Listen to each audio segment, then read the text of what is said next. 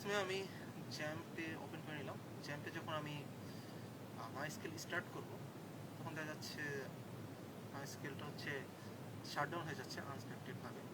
So এই প্রবলেমটা solve করার জন্য এই প্রবলেমটা সাধারণত হয় যখন আমাদের আরেকটা মাইস্কেল থাকে আমাদের পিসিতে, অথবা মাইস্কেল যে পোর্ট নাম্বারটা ইউজ করে সেই পোর্টে অন্য কোনো একটা সার্ভিস রান করে। সাধারণত অন্য একটা মাইস্কেল থাকলে এই প্রবলেমটা হয়। এটা সলভ করার জন্য আমাদের প্রথমে ক্লিক করতে হবে, যেতে হবে সার্ভিসে।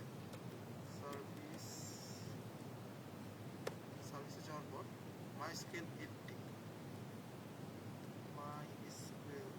80তে যেতে হবে এবং এই সার্ভিসটা আমার স্টপ করে দিতে হবে। সার্ভিসটা স্টপ করা হয়ে গেল। দেন যদি আমি আবার মাইস্কেল স্টার্ট করি, দেখা যাবে মাইস্কেলটা স্টার্ট হচ্ছে। আমি দেখতে পাচ্ছি যে মাইস্কেল এখন রান করছে।